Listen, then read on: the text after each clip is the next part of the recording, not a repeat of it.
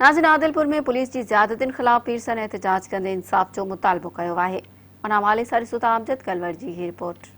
Adalpur police इल्ताफ़ उन्हनि खे बिना जवाज़ पकड़े खंबे गुम करण ते इल्ताफ़ उन्हनि जे वालिद क़ुरान पाक मथे रखी आदलपुर मुख्य चौक बिलाक करे टायरनि खे बाहि ॾेई एहतजाजी धरणो हुयो, जंहिं ते आदलपुर खानपुर मार रोड मुकमल तौर बंद थी वियो। रोड 4 कलाक बंद हुजण सबब ईंदड़ वेंदड़ ट्रैफिक मुअतल थी वई। पीरसन ॾिनल उन्हनि एहतजाज कंदे चयो त मुंहिंजो पुटु ख़ानगी स्कूल जो मास्तर आहे, जंहिंखे आदलपुर पुलिस खंबे गुम करे छॾियो आहे, जंहिंखे 2 ॾींहं गुज़री चुका आहिनि। मुंहिंजे पुट इल्ताफ़ खे पुलिस घरों खणी वई आहे, ज़ोरी करे अलाए किथे गुम कयो अथऊं, अलाए सोसाइटी अलाए किथे वञी रखियो अथऊं, कढी लिकाए खणी वई आहे। छो खणी वई आहे?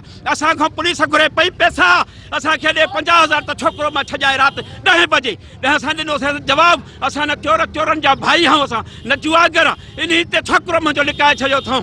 कल खां वठी गुम मुंहिंजो छोकिरो कयो अथऊं। अहिड़ो ज़ुल्म असां सां न करे पुलिस अशरावत सां मुंहिंजे पुट खे हाणे जो हाणे हथ कढी छॾे ॾे।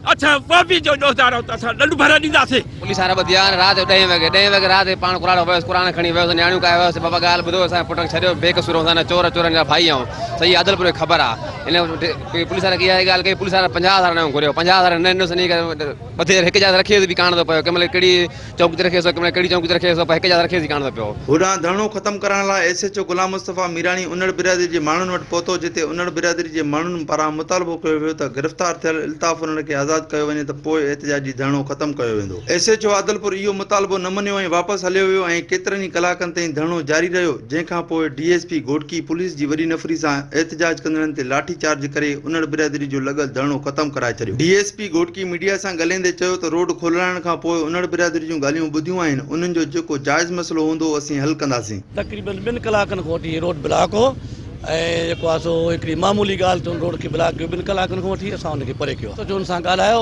SHO जी ॻाल्हि न पिया मञनि। पोइ हुन मूंखे इतलाह ॾिनो, मां हुन सां अची करे हुनखे रोड खोलायो आहे। रोड खोलाइण खां पोइ हुनजी ॻाल्हि ॿुधी आहे।